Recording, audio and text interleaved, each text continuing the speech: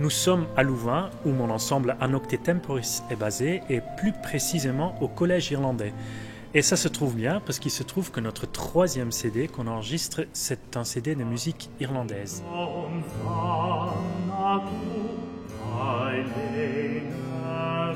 Ce CD est co-dirigé par Anna Besson. Alors musique irlandaise, mais pas n'importe quelle musique irlandaise, puisqu'il s'agit de la musique irlandaise du XVIIIe siècle.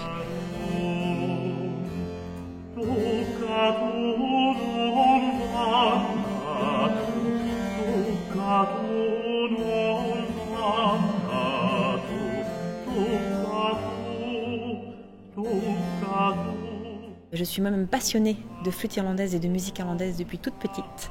Et c'est la pratique de cette flûte qui m'a amenée vers la musique baroque et vers le traverso. Donc il était naturel que je me mette à la musique irlandaise telle que collectée au XVIIIe siècle et que j'en fasse profiter le groupe Anocte Temporis.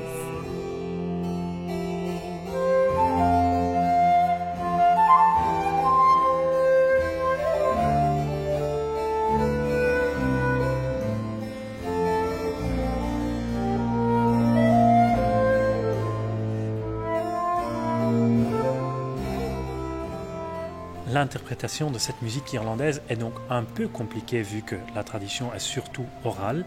On a fait le choix de surtout mettre beaucoup de notre personnalité, mais bien évidemment aussi un instrumentarium adapté est très important.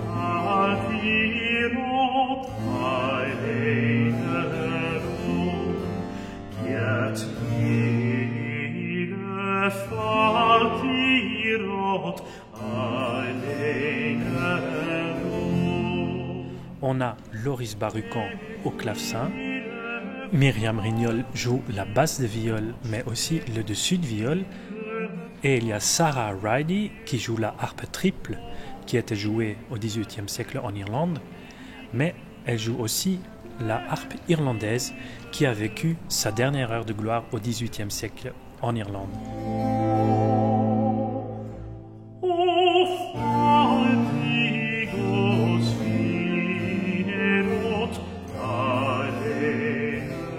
Moi, je chante d'un côté un tout petit peu d'irlandais, mais surtout des chansons en anglais.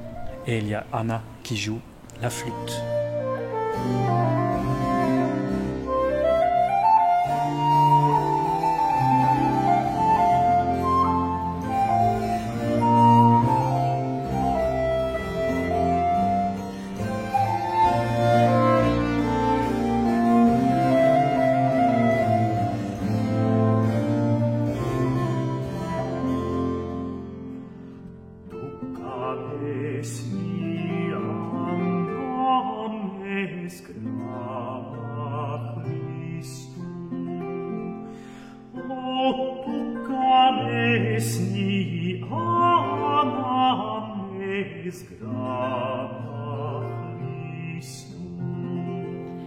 Et donc avec ces musiciens, nous avons essayé de recréer ce qui paraît tellement compliqué à notre époque, c'est-à-dire de mettre en commun, de faire jouer ensemble des musiciens traditionnels, mais également des musiciens de musique savante.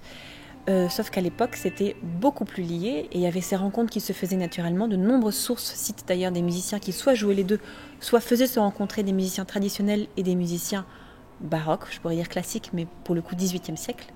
Et ce que nous proposons dans ce programme, c'est un concert au château de Dublin, ou en tout cas pour la haute société dublinoise, de cette musique irlandaise telle que collectée et arrangée au XVIIIe siècle.